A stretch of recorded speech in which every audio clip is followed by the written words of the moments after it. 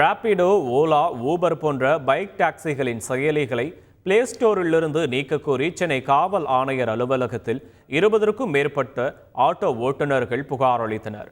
ராபிடோ போன்ற டாக்ஸி நிறுவனங்களால் தங்களது வாழ்வாதாரம் பாதிக்கப்படுவதாகவும், சென்னையில் 500க்கும் மேற்பட்ட ஆட்டோ ஓட்டுநர்கள் பாதிப்படைந்து இருப்பதாகவும் அவர்கள் தெரிவித்தனர்.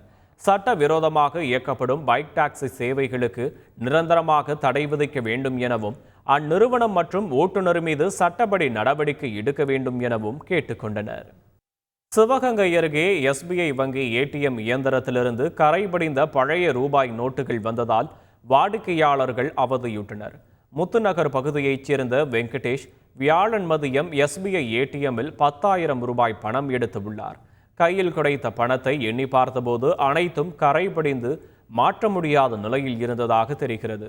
இனி வரும் காலங்களில் இதுபோன்ற சம்பவங்கள் நடைபெறாத வகையில் வங்கி நிர்வாகம் கவனம் செலுத்த வேண்டும் என கோரிக்கை எழுந்துள்ளது. கோயம்பேடு அருகே கட்டுப்பாட்டை இழந்த கார் சாலையோரத்தில் நிறுத்தி வைக்கப்பட்டிருந்த இருசக்கர வாகனங்களின் மீது மோதி டைல்ஸ் கடைக்குள் புகுந்ததில் 3 பேர் காயமடைந்தனர். பூந்தமல்லி சாலை நெருக்குன்றம் அருகே சென்று கொண்டிருந்த போது இந்த விபத்து ஏற்பட்டது. காயமடைந்தவர்கள் மருத்துவமனையில் சிகிச்சை பெற்று வரும் நிலையில் விபத்து குறித்து கோயம்பேடு போலீசார் விசாரித்து வருகின்றனர். செய்திகளை உடனுக்குடன் தெரிந்து கொள்ள உடனே சப்ஸ்கிரைப் பண்ணுங்க.